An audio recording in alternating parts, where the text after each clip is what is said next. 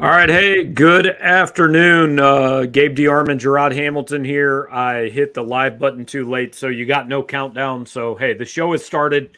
Here we are, PowerMizzou live on a Wednesday afternoon. We are going to preview Missouri and Vanderbilt in the what we will call the 13th place game in the Southeastern Conference this weekend.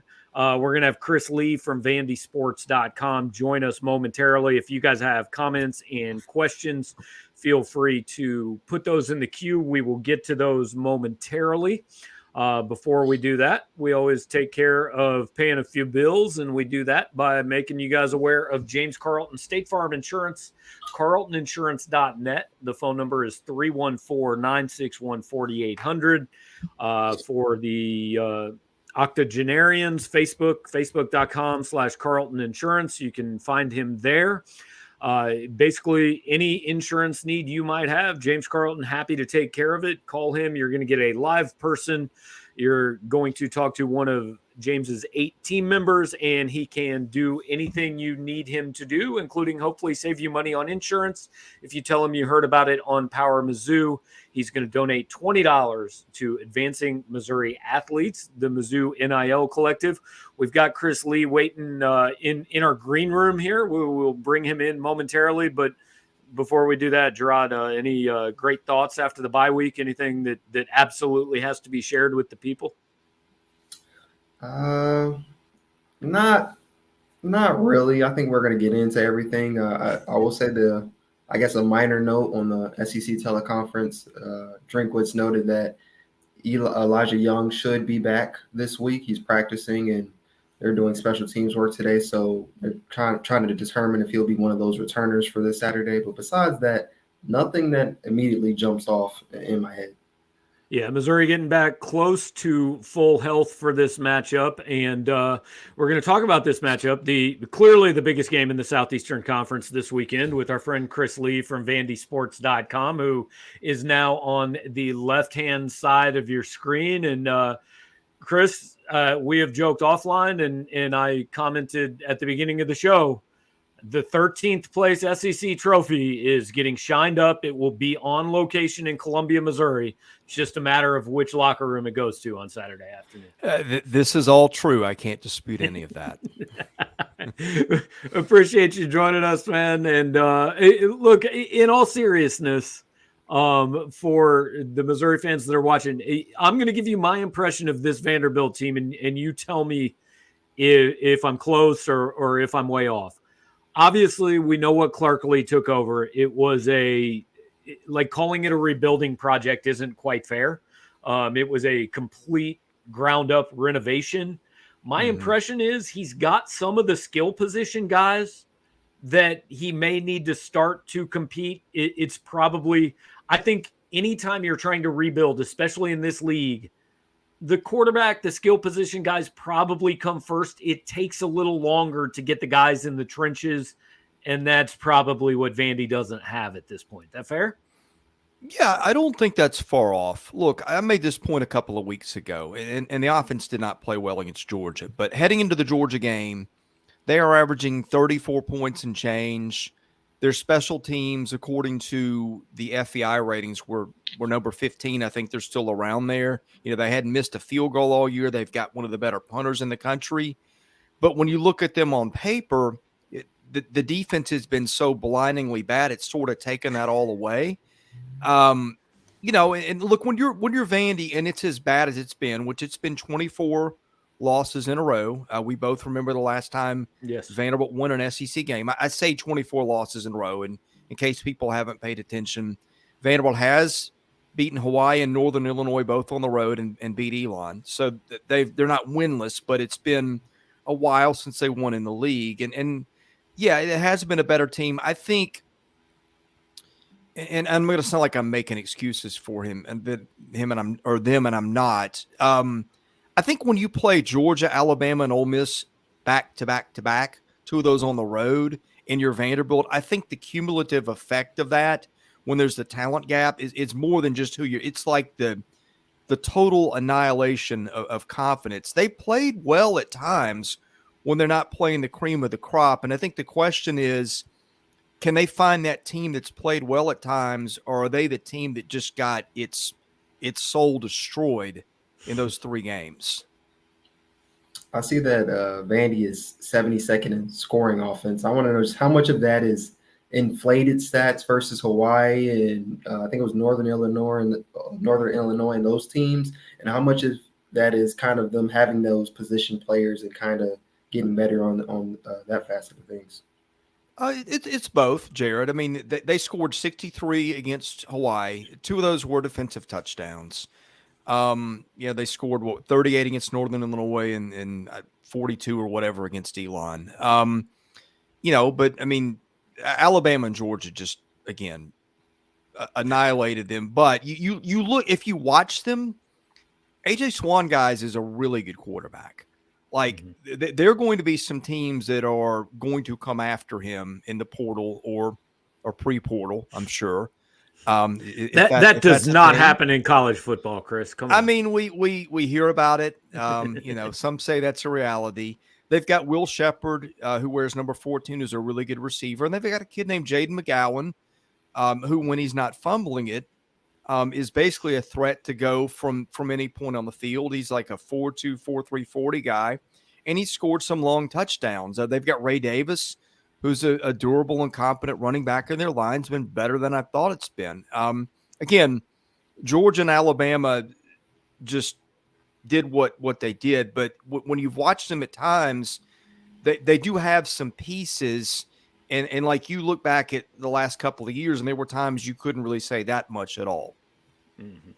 Gabe DeArmond, Jarod Hamilton here with Chris Lee, and want to invite you guys again. If you've got questions, comments, put those in the queue, and we will get to them after we talk with Chris on the second half of the show. Chris, this game, Missouri fans hate to hear this, but I think it's true. You tell me if it's not. If you're a Vanderbilt fan at the beginning of this season, if you're saying, look, we got to break this, at the time, 21 game, now 24 game SEC losing streak. Like, we know we're probably not going to go 500 in this league, but we got to find one. This is the one Vanderbilt probably pointed to. I mean, do you think there's any, I don't know, for lack of a better term, kind of circling this one on the calendar, Vanderbilt going, hey, if we bring an A effort, if we bring one of our better games, this is where we can break that streak? Well, yeah, there's 2 things, right? First of all, when Vanderbilt won its last SEC game, it had lost 34-10 to a UNLV team that was so bad it fired its coach after the season. And look, Missouri was 5-0 at the time. I still don't know how Vanderbilt won that game, but it did. 5-1. They had lost to Wyoming in the season opener, but they had bounced. Oh, okay. Back. I'm sorry. Yeah. But it was. Look, it was pretty lopsided on paper coming in. I think number 2, I think the games that you circled, if you're Vanderbilt, saying, can they steal one somewhere? It's Missouri, which part of that went to the final 5 minutes a year ago, and it was still anybody's ball game at that point. And the other one, South Carolina, which they led Carolina with under a minute to play. They let Carolina literally go the length of the field for the game-winning touchdown. But Carolina's also got some kind of hex over them. They haven't beaten Carolina since it's either 07 or 08. And, of course, they play every year, being that they're in the East. So I think if you look at it, say, well, whatever the thing is against Carolina, they just can't get over that. Missouri would be the logical choice. I'm not saying that Carolina's better than Missouri. The computers say they are. I don't know the truth. They'll play and they'll settle it. But, yeah, I mean, I think for those reasons, I think that's a fair way to put it. Do you think it being homecoming for Missouri is playing up in Vandy's mind as another, I guess, motivational factor to come in here and try to get a W? They always talk about they play against themselves and look for their best effort, but that's the stuff that coaches say in press conferences. If I'm a coach, I play it up. I mean, look, you've got to do something to shift the focus from what you just did to, we're being disrespected. Those kind. I mean, as if coaches ever play those games, Gabe. Right. I think, yeah. I mean, why not? But they're a lot of people's homecoming. I don't know what the record for homecoming games is in the SEC, but they've probably got it. So it's not a spot they haven't been in before. Well, that's the funny thing, Chris. You and I grew up when you could kind of pick homecoming because every game was like you got to set your own kickoff times because you were maybe on TV once a year. Now you don't really get to pick homecoming anymore. It's kind of dictated by who the SEC says you're playing when. You only have a couple choices. It fell maybe on a good game for Missouri, but we talked a little earlier about the Vandy offense, and that's probably the strength of this team. The matchup in this game that probably is important is the movable force versus the resistible object, and that is Missouri's very bad offense against Vanderbilt's maybe even worse defense. 130th, I think, in the country in pass defense and overall defense, 129th in scoring. Missouri's offense, like we have documented their woes from every angle possible over the last 7 weeks. I've said, look, if Missouri can't score 30 this week, then this offense just can't score 30 and it's broken and it's not going to get fixed this year. What's the issue on Vanderbilt's defense? Is it as simple as, look, they just don't have enough talent yet? I think it's everything you can think of. They don't have enough pass rush. They don't have elite talent in the secondary, to say it mildly. I don't think their scheme is great. I'm not an X's and O's guy, but when you scheme to keep stuff in front of you, and you were leading the SEC in completion percentage against you by a pretty good margin last I checked, and you're giving up like plays of 70, 60, 50 yards in bunches every game. I mean, do one or the other. Get stops or get turnovers. Get something, but don't get beat shallow, don't not get interceptions, and don't get beat deep every game. They are somehow managing to do all three of those. It is, I hate to use this, but I cannot remember a worse pass defense ever. And I think part of pass defense is getting a pass rush, right, and getting sacks. Right. I know Arkansas has gotten a lot of attention for being bad. Vanderbilt is Arkansas's to another power based on what I've seen. I think at some point they've been so bad they almost have to play better by default. But I don't know, man. This might be a get well game for Missouri's passing, given the way this season has gone for them. It has been really hard to find hope in the way they play defense against the pass. It's going to be a get well game for somebody. We just don't know whether it's Vandy's pass defense or Missouri's offense.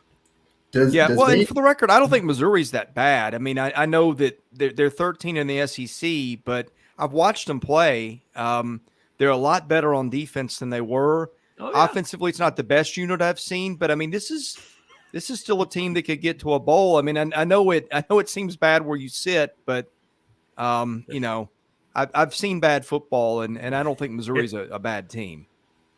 Does Vandy have any advantages going into this game that you can say, this is where they have to kind of lock in and make sure they have no issues this Saturday? Well, I think they've got the better quarterback. Again, how that translates, I don't know. A.J. Swan can't play against his own secondary, so that kind of evens out a little bit. And I don't mean to be catty, but it's just been it's hard to fathom how bad it's been. We like catty. For the record, we appreciate catty and snarky on this show. Well, you at least get candid, but there, and this is going to sound that they've got a phenomenal punter. So in a game where flipping the field could be big, I mean, I think that if they didn't rugby kick and have to do some other things to take up for coverage, they may have the best punter in the country. He's got a bazooka of a leg. Joseph Bullifus had missed a field goal or hadn't missed a kick of any type until last week against Alabama. Now, Missouri's got a pretty darn good kicker in its own right. But, I mean, again, this is the team, in spite of the record, in spite of where you look at where they're on the computers, they've got some pieces which they haven't had. I'm just not sure if they're good enough to go into Columbia and to win. We've got a question from one of our guys watching. Michael wants to know, given the day that Mike Wright had last year, do you see any possibility of Vandy using two quarterbacks this weekend, or is this completely AJ Swan's team now, and Mike Wright's going to be in the transfer portal somewhere at the end of the year? Well, it's Swan's team, but and look, AJ Swan is a very gifted kid. Another service put out its freshman All-American team today. He was on there. If you watched him play, he's really good. Mike Wright, if you watched him at camp, just could not throw the ball with any consistency. I think the coaches were waiting for a door to open for Swan to take the job, which Mike Wright gave them by the way he played in the weight game and then by his reaction when he got pulled. I think Wright playing right now is as much of anything. Vandy's really thin at running back. They've got two scholarship running backs healthy for this game that I know. They might have a third in Chase Gillespie, but I doubt it. Ray Davis is getting worked a lot. I think what they're doing with Swan is more of like, with Wright is more of they don't have depth at running back. I don't think they want to give Davis 30 touches every game. This to me is a way to ease the pressure by basically putting a running back behind center, even though he's a quarterback, and do that. I think that's probably how he's going to get used going forward, and that's basically how he's been used since they gave Swan the job. That game versus Ole Miss that Swan had, I think he played 27 to 38 or something around that range, a couple touchdowns, over 200-something yards. Is that game more of an anomaly, or is that like a glimpse of the future for Vanderbilt going forward with him? Oh, I think it's a glimpse of the future. You could see the talent that he had in camp. You don't cover a lot of guys who come in as true freshmen and can throw the ball 60 yards in the air and hit a kid in the numbers. I've covered two of them at Vandy. The other was Jay Cutler. And there's a lot of similarities between those kids. Swan's not as good an athlete, but the arm strength is very, very comparable. And the accuracy at this point is probably better. Again, I think that gets obscured a lot by what's around him, but he is a very, very talented kid. And I'll tell you what, if you want to see him in his best, there's a play out there. They played Northern Illinois. They're down 2 touchdowns in the second half. They're on the road. It's 4th and 4. He starts to go right. They're on the NIU 30. He gets flushed. He circles back the other way, goes against his body, and throws a ball 40 yards in the air. He's got a window of about 18 inches to hit. He hits his running back in stride, just where it needed to be thrown, inside, just enough to be in bounds. It was an NFL-type throw. He makes those kind of plays, and to see a kid do that in his first start on the road in a spot where they were down, I think that's the play that got everybody excited, and it should have, because he is a very, very talented kid. Well, the comparisons to Jay Cutler, I will anxiously await AJ Swan's reality show. I will check that out at some point in the future. But I think we've squeezed every drop we can out of this football game. Chris, I want to wrap up with you real quick. I know you do a lot of SEC stuff and do a lot of stuff with other sports. We've got Drew King down at SEC Media Days today for basketball. I want to ask you about kind of the outlook in Nashville on that front. I think you just sent me something a couple days ago. Vanderbilt extended Jerry Stackhouse's contract. Caught me off guard a little bit. I'm not saying he should be fired or anything. I was just surprised by that. But what's the outlook in basketball for Vandy? Yeah, I mean, I think that caught everybody off guard. He's got 13 SEC wins in 3 years and had 3 years left on his deal. I think they'll be okay. I think they will be an NIT level team. Whether there's enough wins in the league to get them there, I don't know. The league is brutal this year. The program you cover, in my mind, got a lot better and could sneak in. I think you've got, I don't know, you got 10, 11, 12 teams in the league that if things go right could get into the league. I think they'll be better. I don't know that the scoring is going to be there without Scottie Pippen Jr.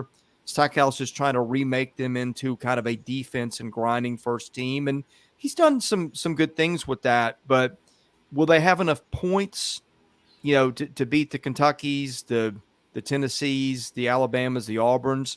I don't know if there's enough scoring punch. But they're not going to be awful. and that's certainly changed from where they've come. So there's that. Yeah, Chris, appreciate your time. I said that was the last one. We did get a viewer question for you. Somebody wants to know, does Vanderbilt's quarterback want to come play for Missouri? So any insight there? I think that's the question the coaches have got to be asking themselves. I mean, this is I think this is a nightmare for everybody, right? You recruit your guys and you have to keep recruiting them when they're on campus. I mean, look, he's going to get – he may go to Missouri and throw 5 picks this weekend. That doesn't change the fact that he's very talented and is out there on film, and I think that's one that probably keeps Clark Lee up at night. Yeah. Well, Chris, appreciate it, man. Always enjoy catching up with you. Come Saturday at 6:30, somebody's going to be number 13. That's right. There's always a silver lining. All right, buddy. We'll talk to you. Thank you.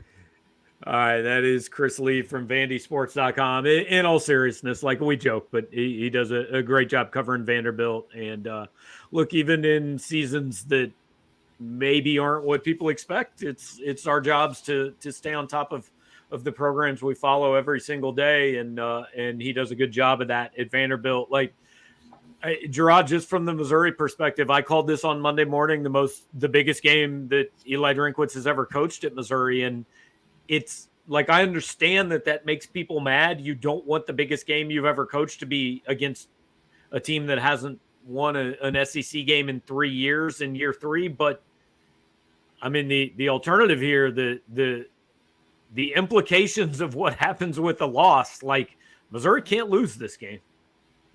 No, it can't. It's simple. This game is in the same realm as the Abilene Christian and the La Tech games. As far as like one with the similarities with La Tech is obviously that was the first game of the year, so they didn't have anything before that. They're coming off a bye this week against a opponent, as Chris said, coming off of losses versus 3 really good teams. I mean, they've got to beat this team. And then the comparison to Abilene Christian is, I mean, we all know Vanderbilt's an SEC team. Are they athletically an SEC team? Right. We know what the answer is to that. So they have to impose their will, and they definitely have to win, but they definitely should win big is my thought.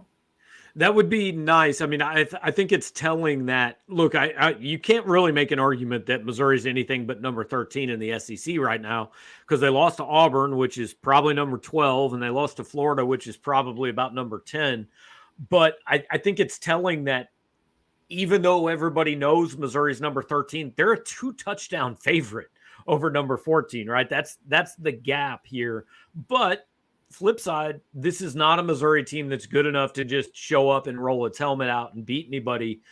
Here's what I'm interested in, and then we'll get to viewer questions and comments here in a minute. But what I'm interested in, coming off the bye week, like Eli Drinkwitz was pretty open and pretty self-critical in fall camp and leading up to the season.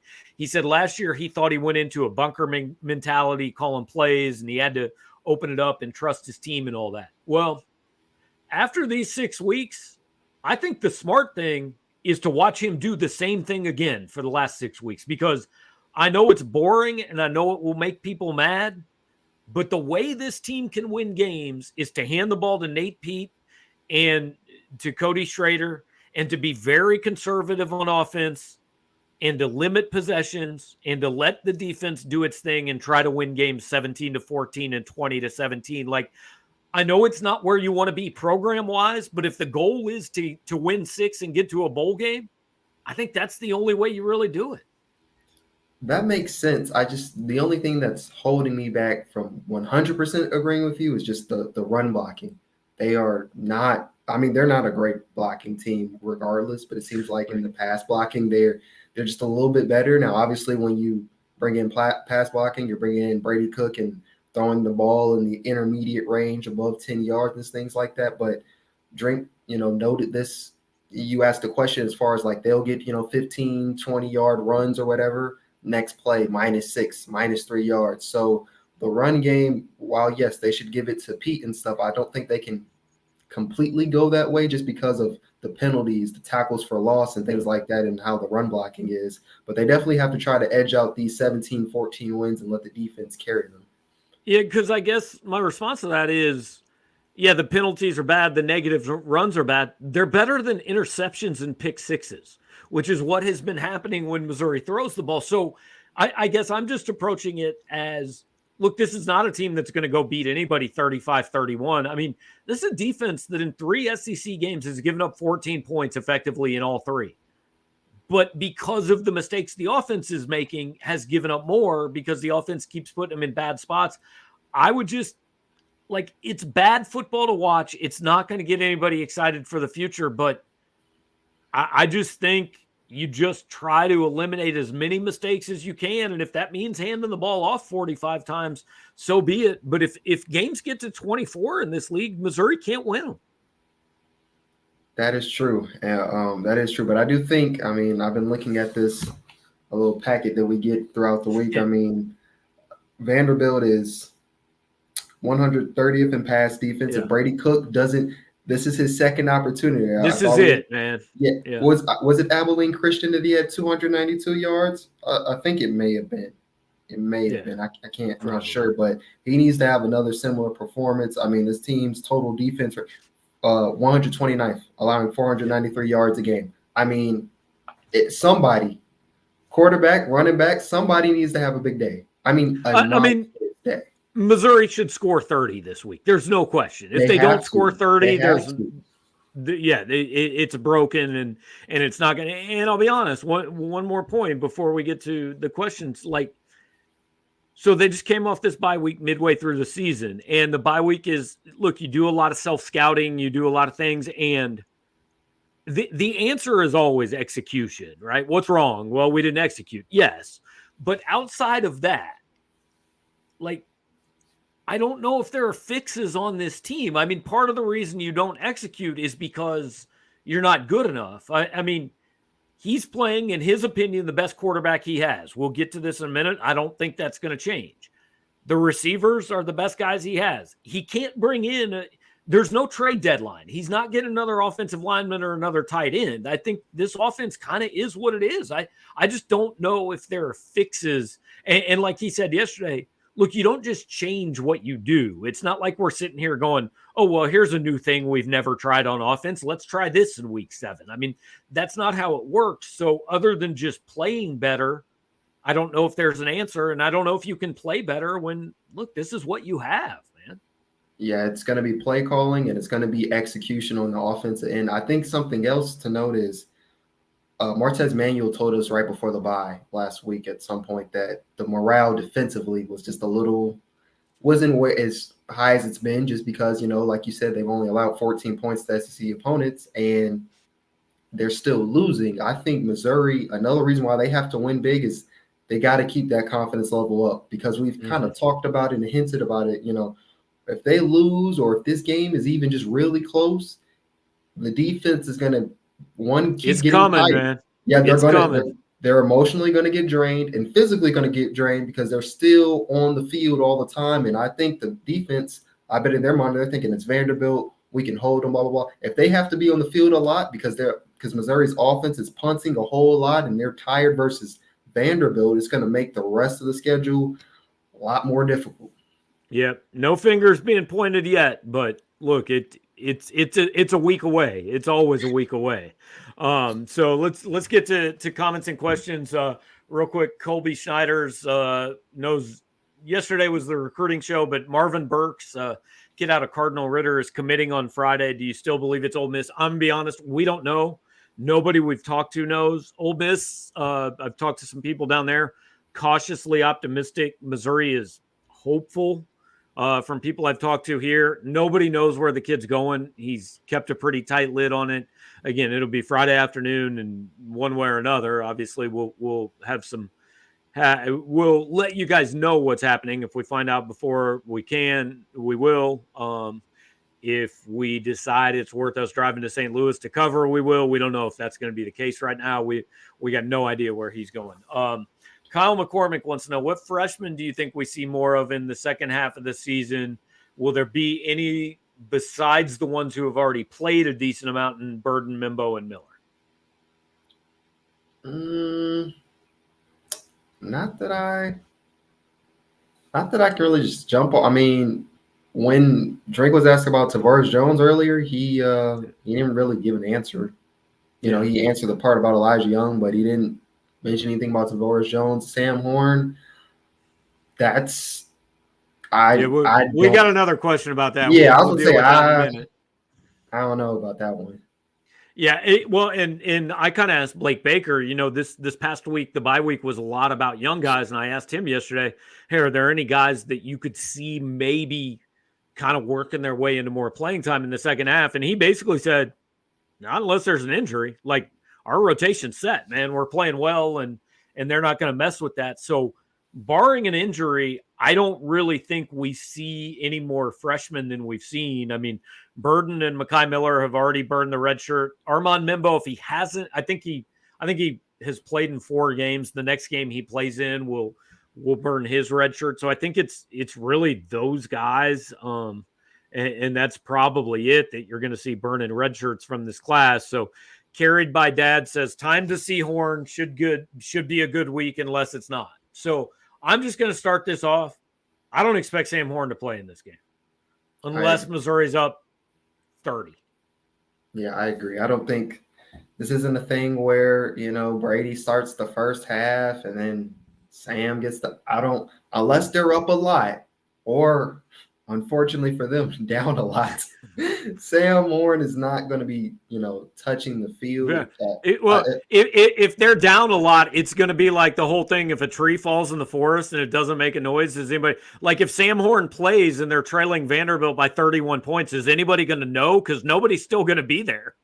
Oh yeah, that's. I think it's going to be a similar to the Abilene Christian thing where I don't know if they put them away how they like, or maybe I also think Drake wants them to learn how to finish teams off. So maybe even if they're up big, they still keep them in. If they're up 20 or something, they still keep them in the fourth quarter for whatever reason, just so they can kind of get like, this is how you're supposed to seal teams off and not let comebacks or whatever happen. Yeah, and this is the thing. Like, look, guys, I know people have asked like 3 days in a row, well, how come nobody's asking him who's going to start at quarterback? Because we know who's going to start at quarterback. Brady Cook is going to start at quarterback. If there was some question about that, we would certainly be asking. But we just asked last week, and he basically said, look, we're looking at getting more guys in, but they've got to earn it, and they haven't earned it yet. I mean, it's probably not going to change. Here's what's interesting to me is not does Sam Horn get a series or do they have a package for Tyler Macon? Because those things are certainly possible. What I'm more interested in is whether it's for one play because his helmet pops off or whether it's for extended time because he gets hurt. Who plays quarterback if it's not Brady Cook? Because I'll be honest, I still think it's Jack Abraham. Oh, yeah. I mean, the thing is, there's a reason each of them could play in that scenario. I mean, Abraham has the experience. Macon knows the playbook. But Abraham is clearly the second stringer, at least in the first half of the season. That's what it seems like. And then also Horn obviously has the most upside, but then I don't know. It depends really what they're trying to do with this season. It depends what happens if Cook got hurt and winning the game, and he got hurt in a lot of different factors. But it probably would still be Abraham. And look, I want to be clear. In no way am I rooting for anyone to get hurt. Right. But I am wildly intrigued by who would go in at quarterback if Brady Cook got hurt in the late first quarter against Vanderbilt. Because I don't know, but my guess is Jack Abraham. David Carnell says Mizzou needs to run the score up.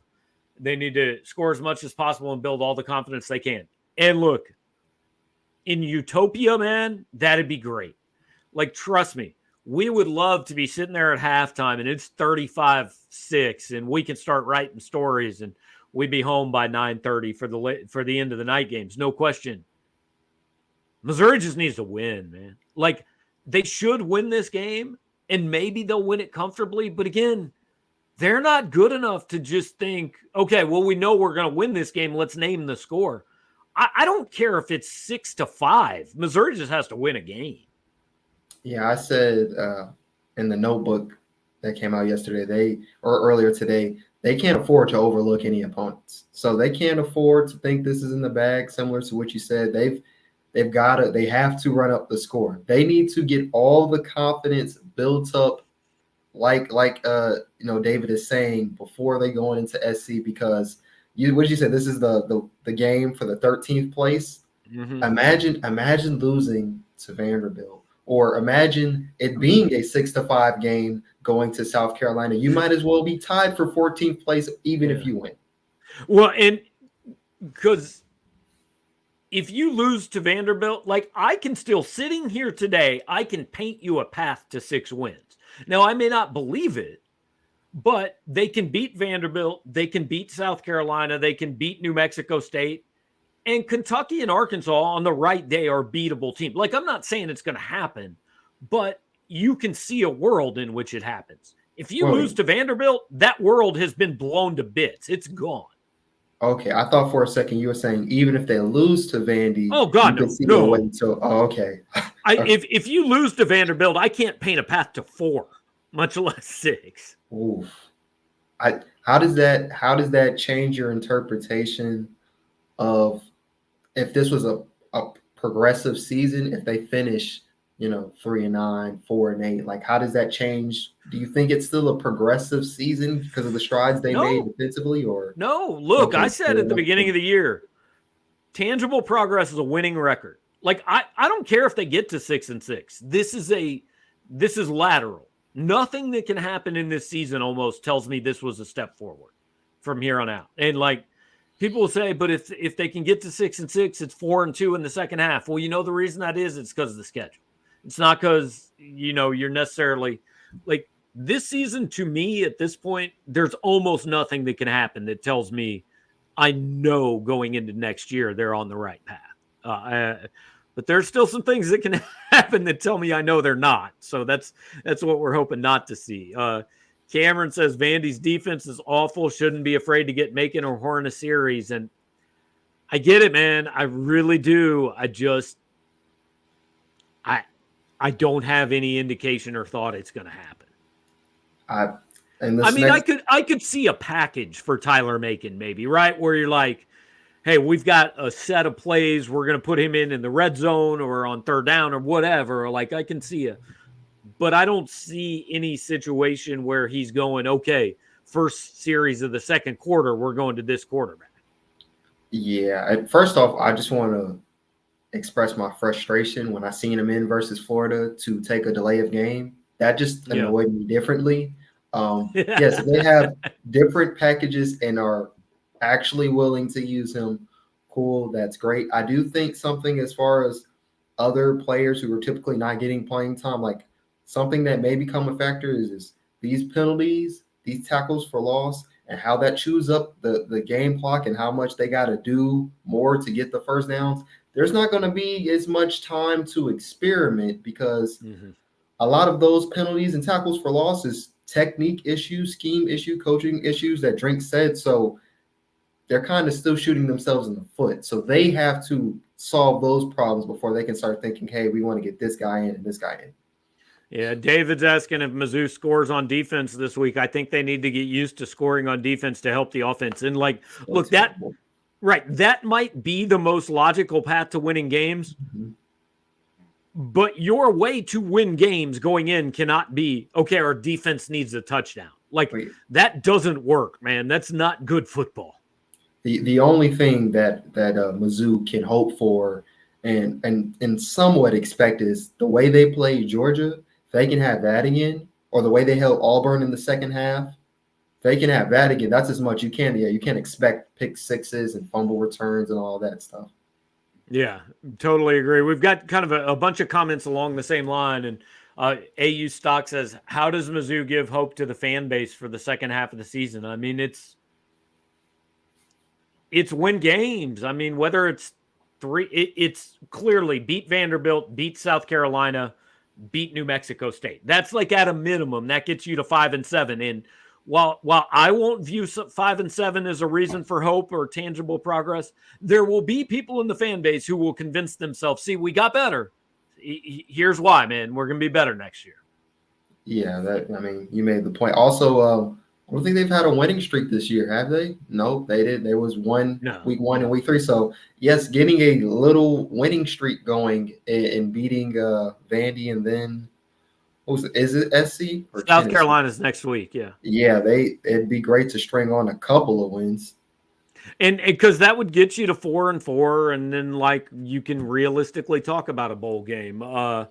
Kyle R says most important factor in this game. I know you probably haven't written your preview. You'll do some keys to the game for Friday. I mean, anything that sticks out to you?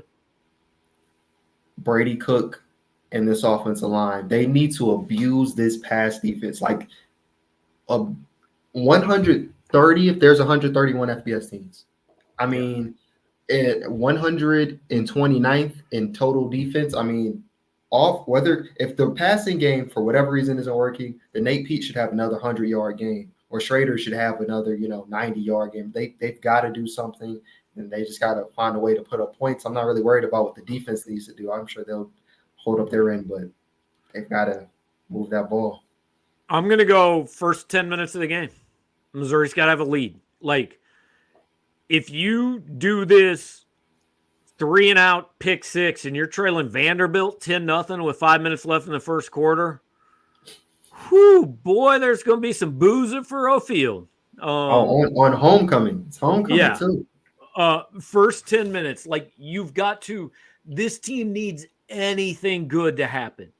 They can't go into the fourth quarter in a one-score game, because if they go into the fourth quarter in a one-score game, I promise they're all thinking what you and I are going to be thinking, which is – I actually saw somebody tweet this at halftime in Gainesville last week. Somebody that covers another SEC team tweeted, "I can't wait to see how Missouri loses this game." Like, I wrote a story based on Missouri losing in a tie game at halftime, because that's how confident I was that they were not going to win that game. And so if you go into the fourth quarter in a one-score game with Vanderbilt, every single person in that stadium and that sideline is going to be going, "How are we going to blow this one?" So don't let it happen. Just get out to a good start. Have a 2-score lead at halftime. It's allowed. I mean, I know it seems weird, but it is actually by rule allowed to be ahead at halftime. Yes, it definitely needs to be though. I was looking at the Abilene Christian box score stuff again earlier today for this notebook, and I remember you and I were talking during that game and saying, like, it just feels like Abilene Christian, they're moving the ball better. They just can't finish the drive, because that's when the talent comes in. But it felt like they were moving the ball better. I think they got out to like a 3-0 lead, and they actually stopped Missouri in the first couple possessions. So it has to be tangible process in the way that it also looks to the eye too. It can't just be, oh, well, it's 14-3. Yeah, that's good. But can it be like a dominant 14-3? Can they get a first drive touchdown for once? I'll be honest, man. I'd take 14-3 if it was 7 safeties. That'd be all right. We'll finish up couple last ones here. Michael says Burden needs to sit until his ankle's 100%. Totally agree with that. And Eli said yesterday he was questionable. Any word on Lovett's status? I mean, Eli didn't mention Lovett in the injury stuff yesterday, so I'm assuming Dom is fine and he's going to play. Yeah, practice, of course, from the 30 minutes I saw. Burden looked decent. He was making. I seen him doing his drills. I can't judge what's the difference between 100% and 90%, but it didn't look, like he was off to the side or he was laboring or he wasn't going full speed from what I was seeing. Same thing with Lovett. He wasn't falling down looking like he'd been shot in his ankle, which he was last time we saw him. Yeah, he wasn't doing that, and he wasn't off to the side in his gear. He was participating with receivers, how he's been doing all season. So, I mean, based off of the eye test, I think he's available to play. Now, if it's just they don't know if he's 100% and they want to hold him out because they don't think they need him, that's another thing. But could he play? Probably. All right, so we'll finish up with this one, and I'm going to toss this one to you first, and then I'll give my thoughts to wrap up. Zay wants to know, in your honest opinion, in the eyes of Desiree Reed-Francois, what is Eli's leash at this moment? So I want to see what you think, and then I got a thought on this. You've got to be Vandy. I think the leash goes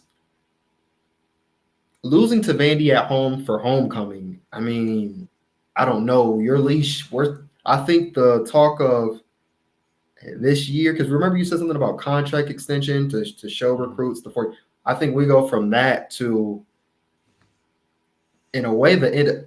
I don't know. This could be his final season. If you lose to Vandy for homecoming, obviously at home, his leash it's very, very short unless he gets a upset or goes on some type of win streak after this. So you hit my thoughts basically exactly.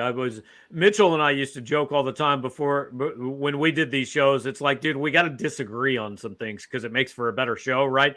Like we're starting to think too much alike already. We got to have something different. But my answer to this question is ask me on Sunday morning, because as long as he's beaten Vanderbilt, like they're going to beat New Mexico State. If they finish 4-8, I'm pretty confident he's not going to get fired. Like he is going to go into next year coaching for his job with a lot to prove. I don't think there's much question about that. Even if they get to 6-6, I think that's true.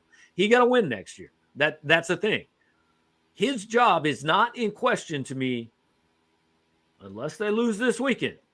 And then we have a conversation, because you can't go 3-9 with the loss to Vanderbilt in year 3 and have it not be a conversation. So assuming Missouri wins this game, this is not a conversation I feel like anybody needs to have. But we'll check back in on the postgame show Saturday night. And if we're talking about a Missouri loss, I know the conversation we're going to have then. Ooh, that's gonna be a interesting commentary you got there for the postgame write-up. Let's hope it's not, right? Let's just hope this is like 35-10. Everything's good. Sam Horn gets on the field. Everybody's happy. And we get to take it easy on Sunday. Hope so. All right, man.